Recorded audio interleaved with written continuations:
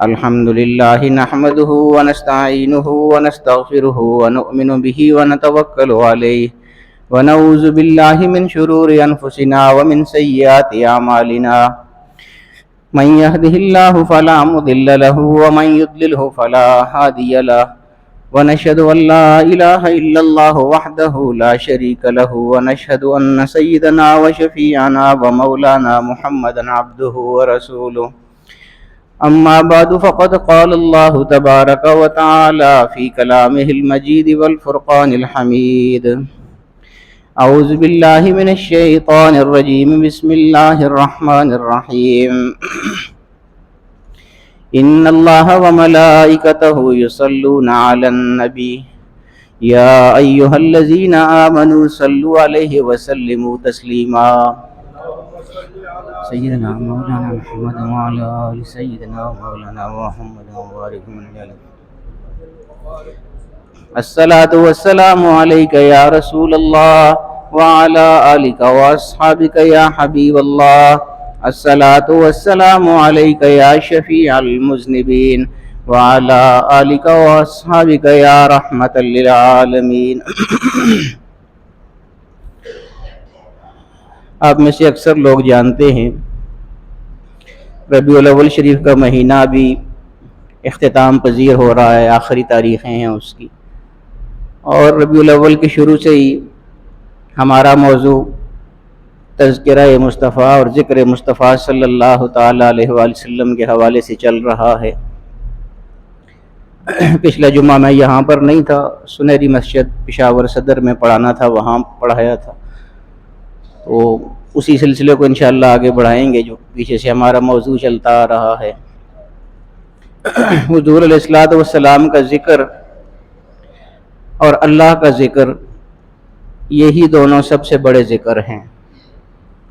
اللہ ہمارا خالق ہے، ہمارا مالک ہے، رب العالمین ہے، اور حضور علیہ الصلوۃ والسلام اسی رب العالمین کے محبوب ہیں جو کہ رحمت للعالمین ہیں. وہ رب العالمین ہے، سارے جہانوں کا رب ہے، اور حضور علیہ الصلوۃ والسلام سارے جہانوں کے لیے رحمت ہیں. تو یہ دو بہت بڑے ذکر ہیں.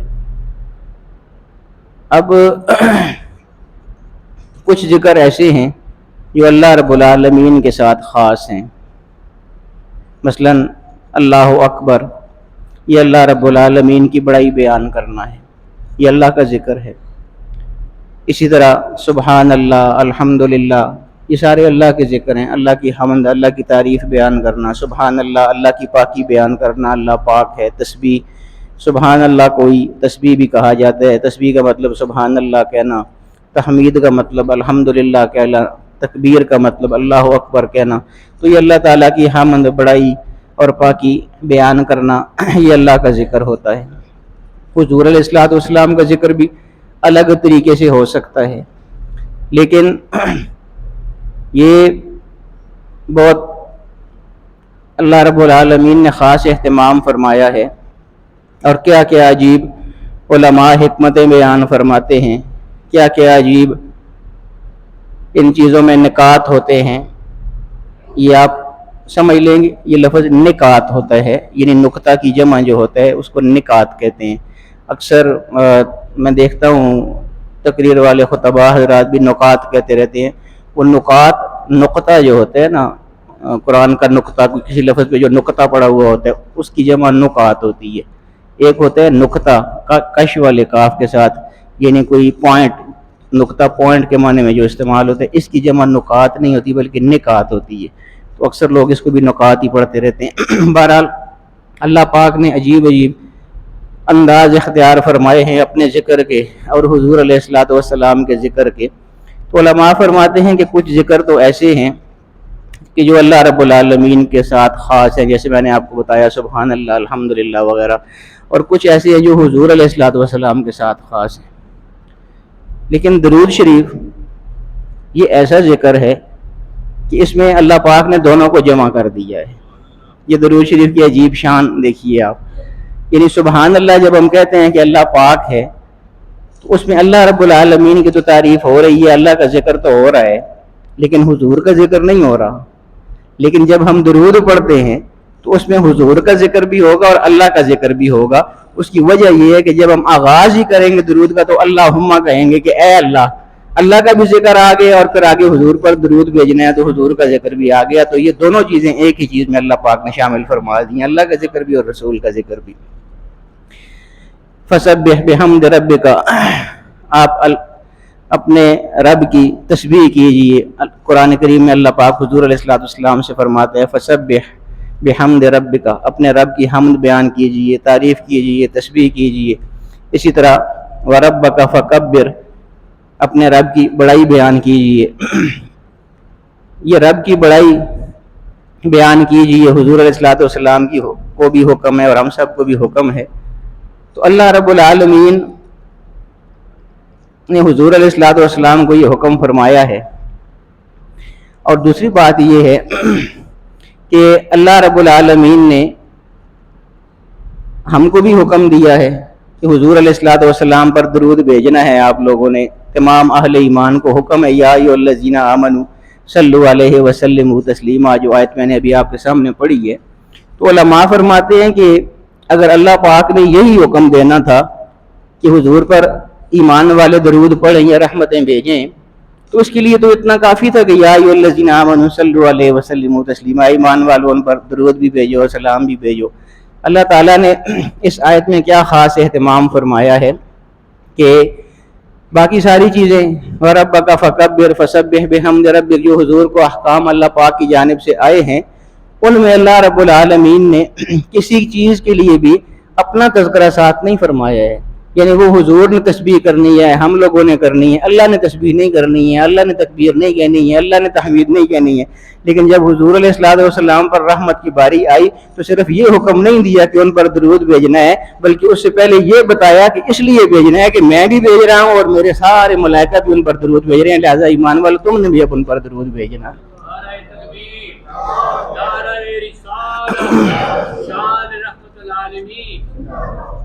یعنی اللہ رب العالمین نے اپنا طریقہ کار پہلے بتایا کہ یہ عام عبادات کی طرح چیز نہیں ہے. درود عام عبادات کی طرح اس کو نہ سمجھنا, بلکہ یہ بہت خاص عبادت ہے.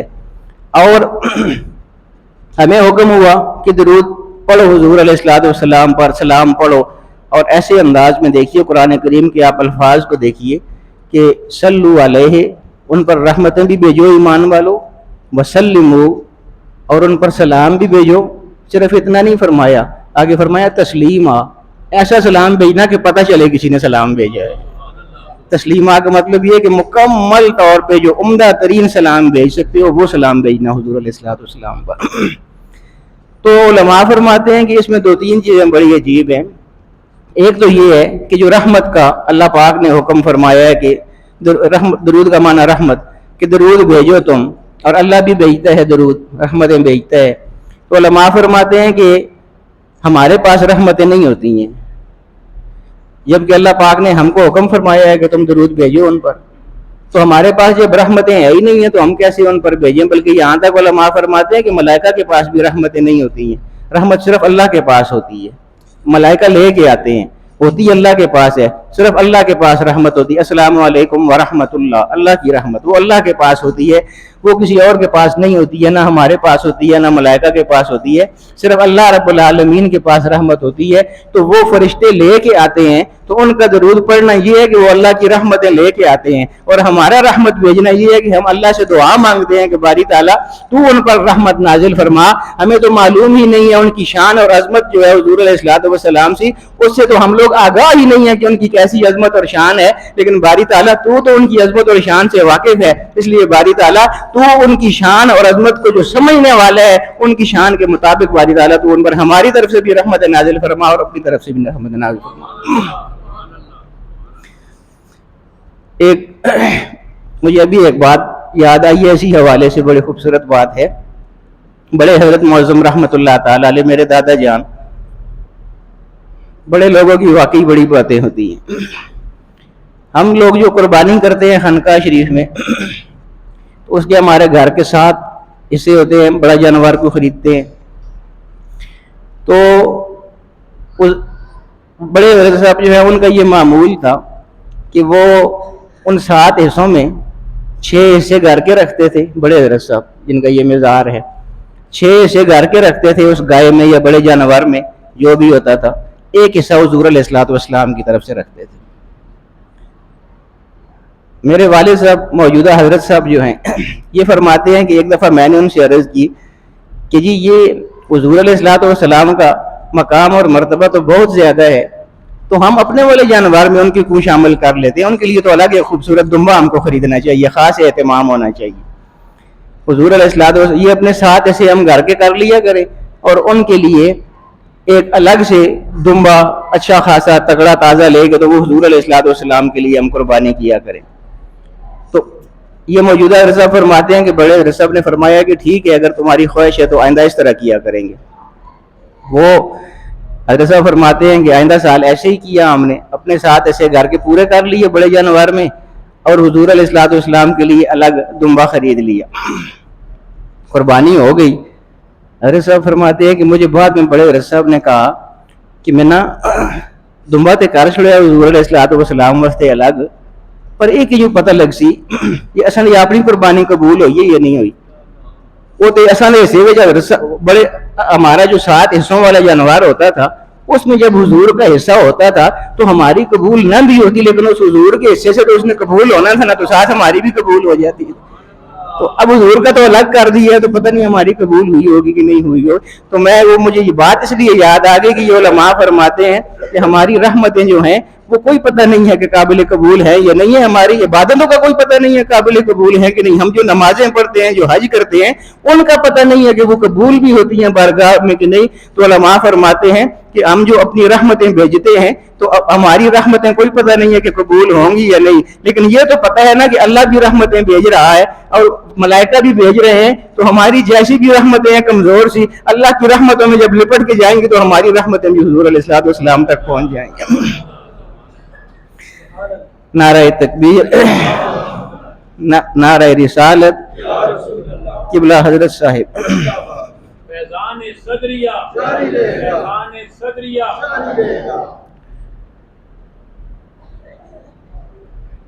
وہ میں عرض کر رہا تھا کہ بڑے لوگوں کی بڑی باتیں ہوتی ہیں، بڑے حضرت معظم صاحب رحمۃ اللہ تعالی علیہ کتنی خوبصورت سوچ تھی ان کی کہ ہم الگ سے قربانی، اگرچہ نیت اچھی تھی ہماری، یعنی حضور علیہ الصلوۃ والسلام کے لیے الگ سے ایک دمبا خریدنا، اس کا اہتمام کرنا، ظاہر نیت کا بھی ثواب ہوتا ہے، انسان کو بہت زیادہ اچھی نیت تھی، لیکن بڑے حضرت معظم صاحب کی سوچ رحمۃ اللہ تعالی علیہ ان کی اپنی سوچ تھی کہ کیا پتہ اس طرح ہماری قربانی کا کیا بنے گا، لہٰذا پھر وہ حضرت صاحب فرماتے ہیں کہ دوبارہ سے بڑے حضرت صاحب نے وہی معمول کر دیا تھا کہ اپنا جو 7 حصے جو ہوتے تھے قربانی کے اسی میں حضرت حضور علیہ الصلوۃ والسلام کا حصہ بھی رکھتے تھے، تاکہ ان کے حصے کے وسیلے سے ہمارے جو 6 حصے ہیں وہ بھی اللہ پاک اپنی بارگاہ میں قبول فرما لے۔ خوبصورت بڑے لوگوں کی بڑی باتیں ہوتی ہیں۔ اور پھر حضور علیہ الصلوۃ والسلام پر جو درود بھیجنا ہے دوستو، یہ میں آپ کو بتاؤں، حضور علیہ الصلوۃ والسلام کی احادیث کو آپ دیکھیے، سیرت کی کتابوں کو آپ دیکھیے، میں اکثر بلکہ آپ کو بتاتا ہی رہتا ہوں کہ ہمارے درود یا رحمت بھیجنے سے حضور کے درجات کوئی نہیں بلند ہو جاتے، ان کے درجات تو ویسے ہی بہت بلند ہیں جو اللہ رب العالمین نے ان کو عطا فرمائے ہیں، اور ویسے بھی ہم درود نہ بھی بھیجیں تو اللہ تو بھیج ہی رہا ہے نا، ملائکہ تو بھیج ہی رہے ہیں اور بھیجتے رہیں گے ہمیشہ۔ اس لیے ہمارا جو درود بھیجنا ہے یا رحمت کی دعا کرنا ہے حضور علیہ الصلوۃ والسلام کے لیے، تو یہ ان کے فائدے کے لیے نہیں ہے بلکہ یہ ہمارے اپنے فائدے کے لیے۔ کیسے ہے دیکھیے، ایک صحابی ہیں وہ بیان فرماتے ہیں کہ دیکھیے صحابہ کے کیا حضور علیہ الصلوۃ والسلام کے ساتھ عشق کے انداز ہیں۔ وہ فرماتے ہیں کہ ہم 3-4 دوست تھے، صحابہ کرام رضوان اللہ تعالی علیہم اجمعین، فرماتے ہیں کہ ہم 3-4 دوست تھے، تو ہم نے آپس میں یہ طے کر لیا تھا کہ حضور علیہ الصلوۃ والسلام جب گھر سے نکلتے ہیں، کہیں بھی باہر آتے جاتے ہیں، تو ہم نے کسی بھی وقت حضور کو اکیلا نہیں چھوڑنا ہے۔ تو ہم چاروں نے اپنی اپنی ڈیوٹیاں لگا لی تھیں کہ فلاں وقت سے لے کے فلاں وقت تک میں حضور کے ساتھ رہوں گا، کوئی چیز حضور کو ضرورت پڑ سکتی ہے، کوئی حکم آپ فرما سکتے ہیں، 100 ضرورتیں ہوتی ہیں، تو ایسا نہ ہو کہ حضور کو کسی چیز کی ضرورت پڑے اور ہم میں سے کوئی بھی نہ ہو۔ تو اس لیے ہم چاروں نے یہ اپنا ایک شیڈول بنا لیا کہ فلاں وقت سے لے کے فلاں وقت تک میں ڈیوٹی کروں گا حضور کے ساتھ، پھر اس کی ختم ہو جاتی ہے تو دوسرا آ جاتا ہے، پھر تو وہ فرماتے ہیں کہ ہم 3-4 دوستوں نے یہ اہتمام کر رکھا تھا، حضور علیہ الصلوۃ والسلام کو ہم نے یہ نہیں بتایا تھا کہ ہم نے یہ کارروائی کی ہوئی ہے۔ ایک دفعہ ایسے ہوا کہ حضور علیہ الصلوۃ والسلام گھر سے باہر نکلے اور ایک طرف کو چل لیے، تو اب ان چاروں میں سے جو ایک جن کی ڈیوٹی تھی اس وقت وہ بھی حضور کے پیچھے پیچھے چلے گئے۔ یہ بھی خطرہ ہوتا تھا کہ حضور کو کوئی نقصان نہ پہنچا دے، حفاظت کے لحاظ سے بھی ایسے ہوتا تھا کہ ایک آدھ حضور کے ساتھ ہر وقت رہتا تھا۔ فرماتے ہیں کہ چلتے چلتے حضور علیہ الصلوۃ والسلام ایک باغ میں تشریف لے گئے۔ یہ میں آپ کو بتا رہا تھا نا کہ جو درود بھیجتے ہیں تو اس چیز کو چھوڑیں کہ ان کو کوئی فائدہ ہوتا ہے یا نہیں، ہم کو کتنا فائدہ ہوتا ہے یہ دیکھیے۔ اب یہ صحابہ کرام کے واقعات ہیں۔ فرماتے ہیں کہ حضور علیہ الصلوۃ والسلام ایک باغ میں تشریف لے گئے اور باغ میں جا کے حضور علیہ الصلوۃ والسلام نے وہاں پر نماز پڑھنا شروع کر دی۔ وہی بات ہے کہ وَرَبَّكَ فَكَبِّرْ وَثِيَابَكَ فَطَهِّرْ فَصَلِّ لِرَبِّكَ وَانْحَرْ۔ حضور علیہ الصلوۃ والسلام سے کون زیادہ اللہ پاک کو یاد کرنے والا ہے؟ وہ تو سب سے زیادہ اللہ کا ذکر کرنے والے ہیں اور اللہ کا ذکر سکھانے والے ہیں۔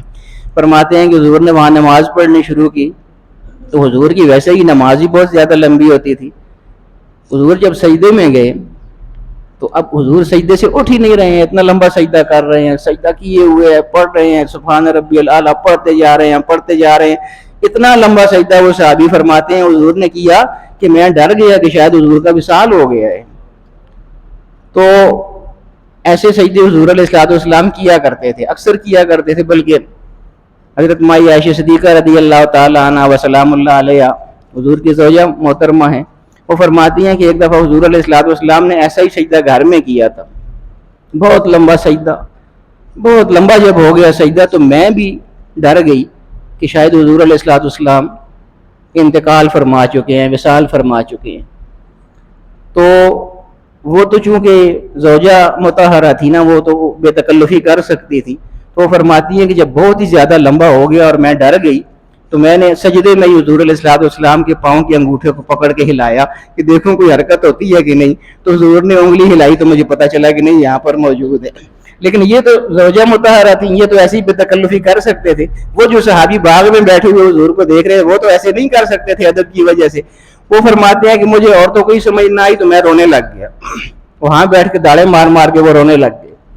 حضور علیہ الصلوۃ والسلام اب اس سجدے میں ایسی محویت میں ہیں اللہ رب العالمین کے ساتھ کہ ان کے داڑھ کے رونے کی بھی حضور کو پتہ نہیں چلی۔ حضور اسی طرح سجدے میں ہیں، اپنے معمول کے مطابق حضور علیہ الصلوۃ والسلام نے سجدہ جب ختم کیا تب انہیں پتہ چلا حضور کو کہ یہ رو رہے ہیں یہاں پر۔ وہ ان کی طرف موڑے کہ کیا ہوا، کیوں رو رہے ہو اتنے زور سے؟ انہوں نے عرض کی یا رسول اللہ میں سمجھا تھا آپ وصال فرما گئے ہیں، میں تب رو رہا۔ حضور علیہ الصلوۃ والسلام نے فرمایا یہ بات نہیں ہے، بلکہ اصل بات یہ ہے کہ میں جب نماز پڑھ رہا تھا تو نماز کے دوران ہی جبریل امین تشریف لے آئے تھے اور وہ وہی لے کر آئے تھے۔ اللہ رب العالمین کی جانب سے سلام پیش کیا انہوں نے مجھ پر، اور انہوں نے مجھے یہ خوشخبری سنائی ہے کہ یا رسول اللہ پاک فرماتا ہے کہ من صلی علیہ مرتن صلی اللہ علیہ عشر مرات، یا رسول اللہ آپ کا جو امتی آپ پر ایک مرتبہ درود بھیجے گا اللہ رب العالمین اس پر 10 رحمتیں بھیجے گا، صرف 10 رحمتیں ہی نہیں بھیجے گا بلکہ اس کے 10 درجات کو بھی بلند فرمائے گا، اس کے 10 غلطیوں سے بھی گناہوں سے بھی درگزر فرمائے گا۔ اور سب سے بڑی بات جو اس حدیث میں ہے وہ یہ ہے اس زمانے میں سب سے قیمتی چیز غلام آزاد کرنا ہوتا تھا، تو انہوں نے فرمایا کہ یا رسول اللہ رب العالمین نے یہ بھی فرمایا ہے کہ 10 درجات بھی بلند کروں گا، 10 نیکیاں بھی عطا کروں گا، 10 گناہ بھی مٹاؤں گا اس بندے کے جو ایک دفعہ درود بھیجے گا۔ اور یا رسول اللہ پاک نے یہ بھی فرمایا ہے کہ جو ایک دفعہ درود بھیجے گا ساتھ ساتھ اسے 10 غلام آزاد کرنے کا ثواب بھی میں عطا فرما دوں۔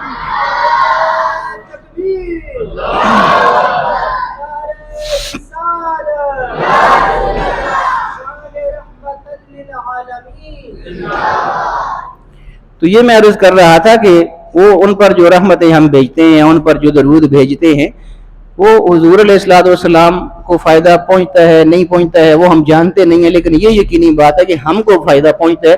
خود حضور علیہ الصلوۃ والسلام کے بے شمار ارشادات مبارک ہیں۔ وہ مشہور حدیث ہے آپ نے سنی ہوئی صحابی کا واقعہ جنہوں نے اپنی نفلی عبادات کو 4 حصوں میں تقسیم کیا ہوا تھا، تو حضور نے ان سے کیا فرمایا تھا؟ مقصد میرا وہ واقعہ بیان کرنا نہیں بلکہ حضور کا وہ جملہ جو ارشاد حضور مبارک ہے، حضور علیہ الصلوۃ والسلام کا ارشاد مبارک اس کا جو جملہ ہے اس کی طرف توجہ دلانا ہے کہ یہ ہمارے لیے فائدہ ہوتا ہے جب حضور پر درود بھیجتے ہیں۔